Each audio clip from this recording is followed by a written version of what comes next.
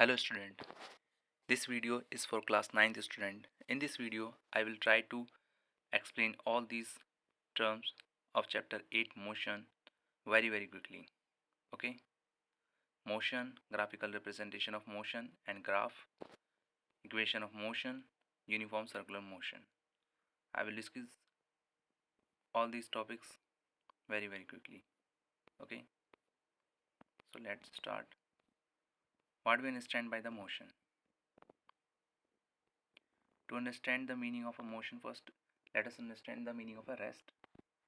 Rest means a body is said to be in a rest when its position is not changing with respect to any reference point. अगर किसी body की position change नहीं हो रही है किसी reference point के respect में, तो वो बॉडी किस में कहलाएगी? रेस्ट में. Then what we understand by the motion, a body is said to be in a motion when its position changes continuously with respect to any reference point. अगर किसी बॉडी की पोजीशन चेंज हो रही है किसी reference point के respect में continuously, तो उसका मतलब वो बॉडी किस स्टेट में है? मोशन में, state of a motion. Okay, अब मोशन के कितने कितने टाइप होते हैं? What are the types of the motion? There can be a many types of the motion based on different criteria. You like uniform motion, non-uniform motion, and circular motion, linear motion, oscillatory motions. Okay, so what we understand by the uniform motion, non-uniform motion. First, let us understand the what we understand by the scalar quantity and the vector quantity. Okay, because we have to deal with and there is. Okay, so first let us understand the meaning of a scalar quantity and vector quantity. Is that quantity which has only magnitude and no direction is called a scalar quantity, like distance, time. Okay, these are the scalar quantities like distance, time, speed. These are the scalar quantity. And what we understand by the vector quantities, what are the vector quantities? Vector quantities are the quantities which having both magnitudes as well as direction. ऐसी quantity जिसका magnitude भी है और direction भी है उसे हम क्या कहेंगे? Vector quantity. Like displacement and velocity. These are the vector quantities. Okay, now हम देखते हैं यूनिफॉर्म मोशन और नॉन यूनिफॉर्म मोशन क्या होता है और इनमें क्या डिफरेंस होता है. Uniform motion, a body can be said to be in a uniform motion when the body travels equal distance in equal interval of time. Okay, when a body travels equal distance in equal interval of time, then we say the motion of this body is a uniform motion. Okay, अगर इसमें हम graph बनाते हैं, graph representation इसके हम करते हैं, तो ये ग्राफ रिप्रेजेंटेशन होगी यूनिफॉर्म मोशन की. यानी कि जैसे आप फर्स्ट ग्राफ में देख सकते हैं कि जो आपका डिस्टेंस टाइम ग्राफ है, इसमें आपका डिस्टेंस वेरी नहीं हो रहा है, केवल टाइम वेरी हो रहा है. डिस्टेंस कांस्टेंट है, यानी कि डिस्टेंस कांस्टेंट है, यानी डिस्टेंस ज़ीरो ट्रैवल कर रहा है वो, डिस्टेंस ट्रैवल नहीं हो रही है, टाइम चेंज हो रहा है. यानी कि यूनिफॉर्म डिस्टेंस है, इक्वल डिस्टेंस है in equal time, and time he very हो रहा है. और दूसरे ग्राफ में सेकंड ग्राफ डिस्टेंस भी वेरी हो रही है और टाइम भी वेरी हो रहा है, लेकिन इक्वल डिस्टेंस कवर कर रहा है इन इक्वल टाइम. तो आई थिंक ये कौन सा मोशन है आपका? Uniform motion. और नॉन यूनिफॉर्म मोशन क्या होता है? Non uniform motion, in non uniform motion body covers unequal distance in equal interval of time और equal distance in unequal interval of time. तो इसका ग्राफ कुछ इस तरह से आता है, यानी स्ट्रेट लाइन नहीं होगा. डिस्टेंस टाइम का जो है ग्राफ जो है स्ट्रेट लाइन नहीं होगा, कर्व आएगा. ठीक है, और कर्व किसी भी तरह का हो सकता है वो पैराबोला हो. ठीक है, y square is equal to b x या फिर x square is equal to a x, जिसके पैराबोला होते हैं. ठीक है, वो कर्व किसी भी डायरेक्शन के अलॉन्ग हो सकता है, एक्सिस या वाई एक्सिस, किसी भी तरह का ग्राफ हो सकता है. जैसे कि आप देख सकते हैं फर्स्ट और सेकंड. फर्स्ट ग्राफ में क्या हो रहा है? इंक्रीजिंग ग्राफ है, सेकंड ग्राफ डिक्रीजिंग ग्राफ है, और दोनों ही ग्राफ किसके हैं? नॉन यूनिफॉर्म मोशन के। ओके, यूनिफॉर्म और नॉन यूनिफॉर्म मोशन समझने के बाद हम देखते हैं कि डिस्टेंस और डिस्प्लेसमेंट क्या होता है। डिस्टेंस मीन्स कि हमारा जो ऑब्जेक्ट ट्रैवल कर रहा है वो एक्चुअल पाथ कितना ट्रैवल करता है, that is our distance. Actual path और actual length travel by an object is called distance. जैसे कि इसमें आप देख सकते हैं लिखा हुआ है how far an object has moved, it is actual distance, is the actual path, तो इसे हम क्या कहेंगे, डिस्टेंस। ये हमें केवल मैग्नीट्यूड बताता है, डायरेक्शन नहीं बताता है डिस्टेंस। तो डिस्प्लेसमेंट क्या होगा, डिस्प्लेसमेंट भी आपका पाथ होता है, बट डिस्प्लेसमेंट क्या होता है, शॉर्टेस्ट पाथ। शॉर्टेस्ट पाथ या shortest length between initial point and the final point travel by an object is called displacement. जैसा कि इसमें लिखा हुआ है how for and in what direction an object has moved from its starting point is the displacement. Okay, that is the distance and displacement. और इनके बीच में difference क्या हो जाएगा, एक में आपका डायरेक्शन है डिस्प्लेसमेंट में और डिस्टेंस में डायरेक्शन नहीं होती है। ठीक है, दैट इज़ आवर डिफरेंस। और जिसमें डायरेक्शन है उसी को हम वेक्टर क्वांटिटी कहेंगे, और जिसमें डायरेक्शन नहीं है यानी डिस्टेंस उसे हम स्केलर क्वांटिटी कहेंगे। ये हमारा डिफरेंस हो जाएगा।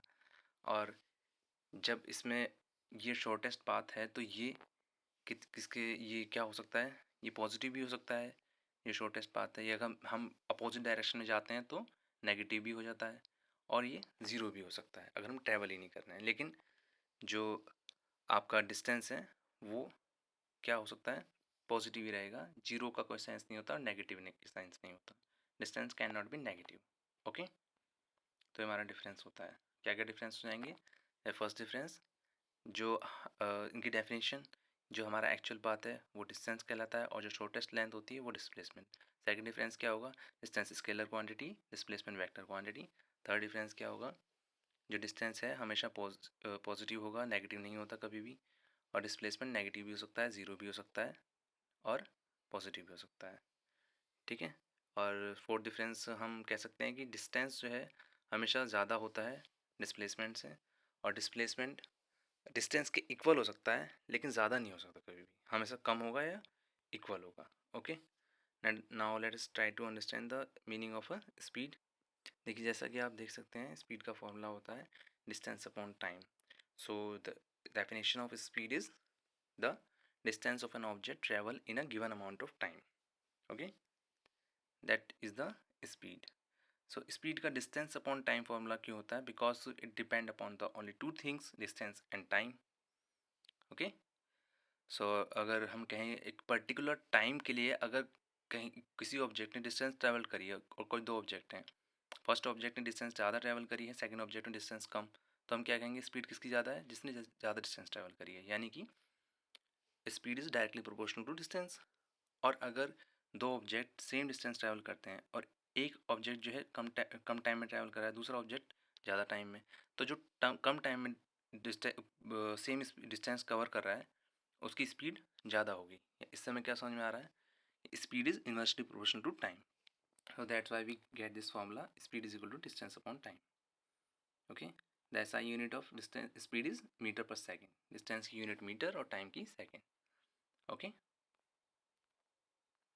इसमें हमें ये भी ध्यान रखना है कि अगर हमारा यूनिफॉर्म मोशन होता है तो यूनिफॉर्म मोशन में स्पीड हमेशा कांस्टेंट रहती है।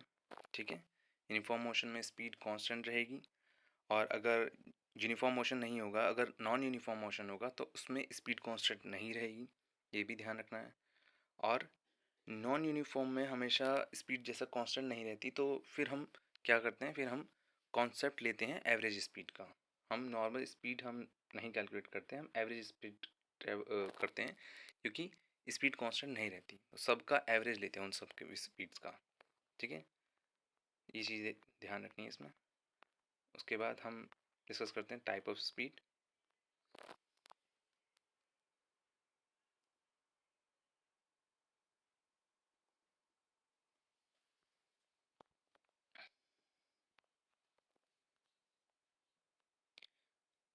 इसमें आपकी कांस्टेंट स्पीड रहती है, यानी जब स्पीड आपकी चेंज नहीं हो रही है तो उसे हम कांस्टेंट स्पीड कहेंगे।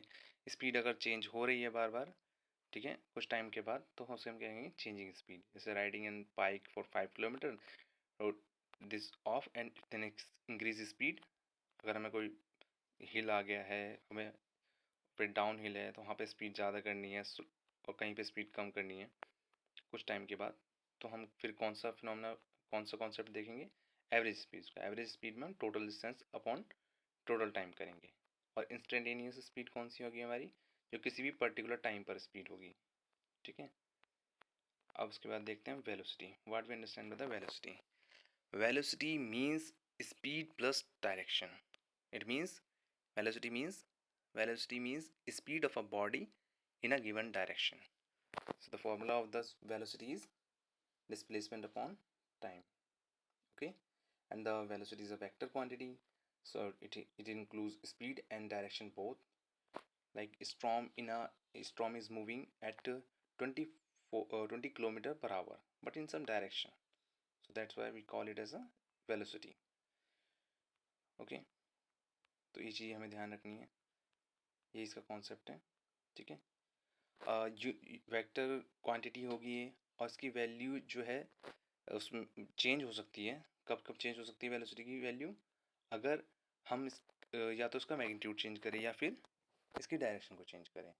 और नॉन यूनिफॉर्म मोशन के लिए एवरेज वेलोसिटी ही कैलकुलेट करेंगे हम, क्योंकि नॉन यूनिफॉर्म मोशन में वेलोसिटी भी वेरी करेगा। ठीक है, और यूनिफॉर्म मोशन में हम कैसे कैलकुलेट करेंगे एवरेज वेलोसिटी को? Initial velocity plus final velocity upon 2 करके। ठीक है, तो ये हमें पता है वेलोसिटी पॉजिटिव भी हो सकती है, नेगेटिव भी हो सकती है और ज़ीरो भी हो सकती है। ठीक है, जैसा कि इसमें थर्ड पॉइंट में हम देख सकते हैं कि अगर दो ट्रेन हैं और वो दोनों सेम स्पीड से ट्रैवल कर रही हैं लेकिन अपोजिट डायरेक्शन में ट्रैवल कर रही हैं, तो उनकी वेलोसिटी डिफरेंट होंगी। क्यों? क्योंकि डायरेक्शन डिफरेंट है। ठीक है, जैसे उन्होंने फोर्थ पॉइंट में फिफ्थ पॉइंट में सॉरी दे रखा है कि कोई रेसर कार है और वो किसी ओवल ट्रैक में कांस्टेंट स्पीड के साथ ट्रैवल कर रही है, लेकिन उनकी डायरेक्शन अलग अलग है, तो स्पीड भी अलग अलग होगी। अब हम समझते हैं एक्सेलेरेशन को। एक्सेलेरेशन का मतलब होता है स्पीड की वैल्यू में चेंज टाइम के साथ। टाइम की चेंज होने पर वेलोसिटी कितना चेंज हो रही है उसे हम कहते हैं acceleration. Any change in the velocity over a period of time is called acceleration. और we can say that the rate of change of velocity with time is known as acceleration. जो acceleration है वो केवल आपका non uniform motion में होता है, uniform motion में नहीं होता। क्यों? क्योंकि यूनिफॉर्म मोशन में वेलोसिटी कांस्टेंट रहती है, यानी कि वेलोसिटी में कोई चेंज नहीं हो रहा, और चेंज वेलोसिटी के चेंज टाइम के साथ ही तो एक्सेलेरेशन कहलाता है। जब कोई चेंज ही नहीं है वेलोसिटी में, तो एक्सेलेरेशन क्या होगा? उसमें ज़ीरो होगा। यानी नॉन यूनिफॉर्म मोशन में एक्सेलेरेशन ज़ीरो होता है, नॉन यूनिफॉर्म मोशन में ही आपका एक्सेलेरेशन होगा। एक्सेलेरेशन का फॉर्मूला होगा change in velocity upon time, यानी कितना टाइम के साथ कितना वेलोसिटी में चेंज आया है। ठीक है, यूनिफॉर्म के लिए v/t होगा एक्सेलेरेशन का फॉर्मूला। ठीक है, यूनिफॉर्म वेलोसिटी के लिए। तो इसमें जो पॉजिटिव साइन भी आ सकता है, नेगेटिव साइन भी आ सकता है एक्सेलेरेशन में। एक्सेलेरेशन अगर पॉजिटिव है तो उसे हम क्या कहेंगे? एक्सेलेरेशन, और नेगेटिव है तो डी एक्सेलेरेशन कहते हैं उसे। ठीक है, अगर वेलोसिटी इंक्रीज हो रही है हमारी तो एक्सेलेरेशन पॉजिटिव होगा, और वेलोसिटी अगर डिक्रीज हो रही है तो एक्सेलेरेशन नेगेटिव होगा। ओके, जैसा कि इसमें देख सकते हैं ए पॉइंट से बी पॉइंट में जा रहा है और यहाँ पर अलग पॉइंट है, ठीक है, लिमिट का। तो यहाँ पे वेलोसिटी अगर बढ़ानी पड़ रही है तो फिर एक्सेलेरेशन हमें पॉजिटिव देना होगा। जैसे बाइक को एक्सेलेरेट करते हैं तो पॉजिटिव एक्सेलेरेट करना पड़ेगा। ठीक है, अगर हमें स्पीड इंक्रीज करनी है और डिक्रीज करनी है तो डी एक्सेलेरेशन करना होगा। ओके, जैसे कि इसमें इमेज से पता लग रहा है। ठीक है, जैसे इसमें कार की इमेज दिखा रखी है आपको, इसमें जो वेलोसिटी है देखो इक्वली, एरो जो है इक्वली है, तो यानी कि कांस्टेंट वेलोसिटी है। ठीक है, इक्वली स्पेस्ड है, तो car is moving with a positive velocity. और जैसा इसमें दिखा रखा है यहाँ पर वेलोसिटी एरो जो है बढ़ता जा रहा है, आपको एरो की जो लेंथ है, यानी कि वेलोसिटी इंक्रीज होती जा रही है। जो वेलोसिटी इंक्रीज हो रही है और बढ़ रही है, उसका मतलब एक्सेलेरेशन क्या होगा आपका? एक्सेलेरेशन इसमें पॉजिटिव होगा, इसमें इस वाले फिगर में, जो नीचे वाला फिगर है। और ऊपर वाले में जहाँ पे आपको बताया था मैंने कि जो एरो है, एरो की लेंथ चेंज नहीं हो रही, यानी वेलोसिटी चेंज नहीं हो रही, वेलोसिटी चेंज नहीं हो रही, तो एक्सेलेरेशन कितना है? ज़ीरो। ठीक है, एक्सेलेरेशन इसमें ज़ीरो है। और नीचे वाले केस में एक्सेलेरेशन की वैल्यू पॉजिटिव है। जैसे इसमें देख सकते हैं इमेज कार की जो है, image of a car further apart as the time increases, so velocity and acceleration both in the same direction, and acceleration is uniform and acceleration is positive. Okay, arrow below the car maintain the same length, velocity is increasing and this shows the positive acceleration and positive velocity.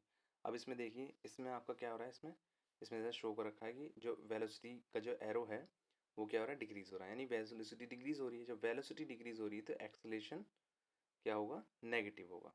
Okay, जैसे कि आप इस figure में देख सकते हैं, इसमें कोई जैसे जो है आपकी तोप है, इसमें से कोई गोला निकल रहा है, तो जब इसकी वेलोसिटी ऊपर जब जा रही है तो कम हो रही है, जब इसकी वेलोसिटी कम हो रही है तो यानी एक्सेलेरेशन जो है एक्सेलेरेट कर रहा है वो कम कर रहा है, मतलब एक्सेलेरेशन इसमें नेगेटिव है। और सेकंड केस में जब ऊपर से नीचे आ रहा है तो एक्सेलेरेशन क्या है, पॉजिटिव। ठीक है, तो जी की वैल्यू ऊपर जाने पर नेगेटिव लगेगी, नेगेटिव लगेगा, दैट इज़ 9.8 मीटर पर सेकेंड स्क्वायर वो लगता है। और जब ऊपर से नीचे आएगा तो फिर क्योंकि वेलोसिटी इंक्रीज हो रही है तो वो पॉजिटिव होगा। The instant speed at the point of equal elevation is the same and the velocity are different because they are in opposite। ये फ्री फॉल रे रेजिस्टेंस वाले एग्जांपल है इसमें। ठीक है, इसमें फॉर्मूले दे रखे हैं, चीज़ें बता रखी हैं। और जब मोशन फ्री फॉल होगा आपका, ठीक है ना, डाउनवर्ड के लिए है, ठीक है, a free fall, a free falling object in any object, a free falling object moving freely under the influence of the gravity. It does not depend upon the initial motion of the object। ये जब throne downward भी हम ले सकते हैं इस motion को, throne जब इसे अपवर्ड मूव करेंगे तब भी ले सकते हैं। ओके, इसमें आपकी जी की वैल्यू होगी 9.8 मीटर पर सेकंड स्क्वायर, जो आपका एक्सेलरेशन ड्यू टू ग्रेविटी होगा। और जी डिक्रीज हो सकता है इंक्रीजिंग एल्टीट्यूड करने पर, और जी वेरी कर सकता है according to the height, depth and latitude. ठीक है, यहाँ पे जी ग्राम्स नहीं है, जी यहाँ पे एक्सेलरेशन ड्यू टू ग्रेविटी है। ठीक है, पाथ इसमें सिमेट्रिकल दे रखा है, एक्सेलरेशन कांस्टेंट होता है, magnitude of the velocity is same at equal height पे जो वेलोसिटी का मैग्नीट्यूड है वो सेम रहेगा अगर यहाँ पे थ्रो करते हैं बॉल को। ठीक है, जब एक बार जा रहा है और एक बार वापस आ रहा है तब उसकी बात कर रहे हैं यहाँ पे। ठीक है, ये सब पॉइंट्स आप देख सकते हैं कि एक्सेलरेशन और वेलोसिटी जो है अपोजिट डायरेक्शन में है जब बॉल्स अपवर्ड मूव हो रही है। ठीक है, और वेलोसिटी इज इंक्रीजिंग अपवर्ड, यानी ऊपर जाने पर ये वेलोसिटी इंक्रीज होगी, फिर नीचे जब आएगा तो तब वेलोसिटी डिक्रीज होगी। पॉजिटिव वेलोसिटी नेगेटिव एक्सेलरेशन होगा तब। ठीक है, जब ऊपर जा रहा होगा, और जब नीचे आ रहा होगा तब नेगेटिव वेलोसिटी होगी और पॉजिटिव एक्सेलरेशन होगा। ठीक है, velocity become zero at maximum height, वहाँ पे ज़ीरो हो जाएगी आपकी मैक्सिमम हाइट पे। ठीक है, इसकी ग्राफिकल रिप्रेजेंटेशन है वो हम देख सकते हैं। अभी इक्वेशन ऑफ मोशन कौन सी होती है, हमारी तीन इक्वेशन ऑफ मोशन होती है। v is equal to u plus a t, यहाँ पे u मतलब यहाँ पे u को हमने v नॉट लिखा है, u means initial velocity, x is equal to x not plus v not t plus half a t square. ठीक है, यानी s is equal to u t होता है ना, तो यहाँ पे एक्स नॉट ले लिया, एक्स नॉट की वैल्यू भी को जीरो भी ले सकते हैं, जब जीरो लेंगे तो फिर यू टी हो जाएगा। यहाँ पे एक्स नॉट लिया हुआ है, x not plus v not t plus half a t square, और v square is equal to u square, v u कहाँ पे वी नॉट लिया तो u v naught square plus two a del x. ठीक है, average acceleration का फॉर्मूला आपका ये होगा, average acceleration define how velocity is changing with respect to time, a is equal to d v by d t या del v by del t. ठीक है, वो लिया गया यहाँ पे, एवरेज एक्सेलरेशन ये होगा। अब जब बॉडी जो है, जो ऑब्जेक्ट है, जब उसको डाउनवर्ड मूव करेंगे तो एक्सेलरेशन की वैल्यू कैपिटल जी होगी, जैसे इसमें देख सकते हैं हम। और जब ऑब्जेक्ट आपका वर्टिकली अपवर्ड मूव करेगा तो एक्सेलरेशन जो है, इन तीनों इक्वेशन ऑफ मोशन में एक्सेलरेशन की एक ही वैल्यू माइनस जी रख देंगे यहाँ पर। ठीक है, तो ऐसा यूनिट क्या होगी इसकी, मीटर पर सेकेंड। अब जो एवरेज एक्सेलरेशन है वो पॉजिटिव भी हो सकता है, नेगेटिव हो सकता है, वो डिपेंड करता है डायरेक्शन पे। ठीक है, इंस्टेंट एक्सेलरेशन का एक्सप्रेशन ये होगा, इंस्टेंट एक्सेलरेशन जो है वो लिमिट होती है डी बाई डी टी की, जब डी टी हमारा अप्रोच करता है जीरो की तरफ। Instantaneous acceleration is zero when the slope is constant. Okay, instantaneous acceleration positive when the curve is concave up and negative when the curve is concave down. ठीक है.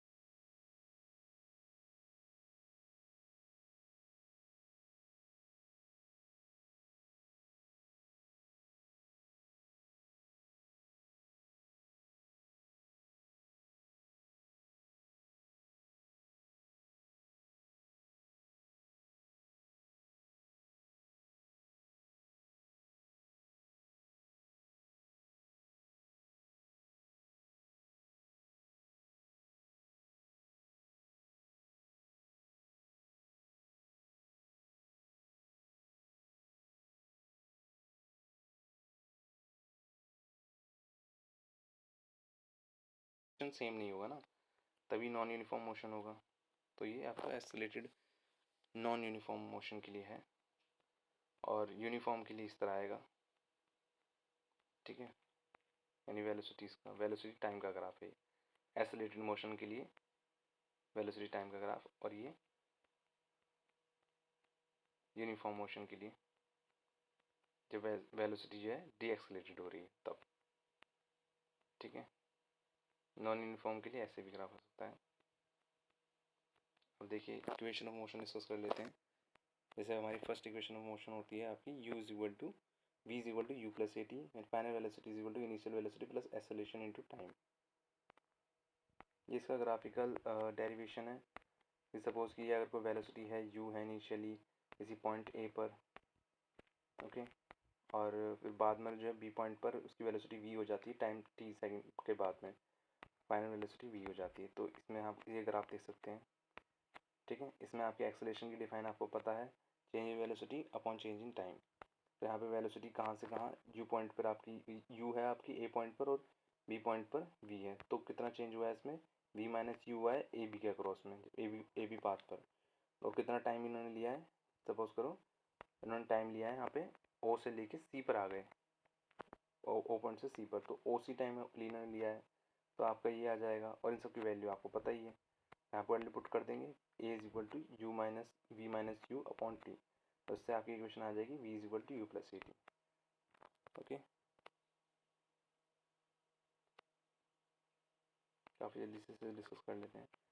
Second equation उसके बाद आपकी आएगी, क्योंकि सेकंड इक्वेशन के लिए इसी ग्राफ में आपको क्या करना होगा, एरिया फाइंड करना होगा ट्रिपलिजियम का ओ A B C. O A B C यानी ये जो आपका वो है ग्राफ, ये ग्राफ पूरा इसका ओ ए बी सी, ये आपको एरिया फाइंड करना होगा डिस्टेंस के लिए. यानी वेलोसिटी टाइम ग्राफ में अगर हम एरिया फाइंड करेंगे तो आपका डिस्टेंस आएगा. Okay, distance travel of an by an object s is equal to area of this trapezium. इसको हम रेक्टेंगल में और इस ट्राइंगल में डिवाइड कर लेंगे. ठीक है,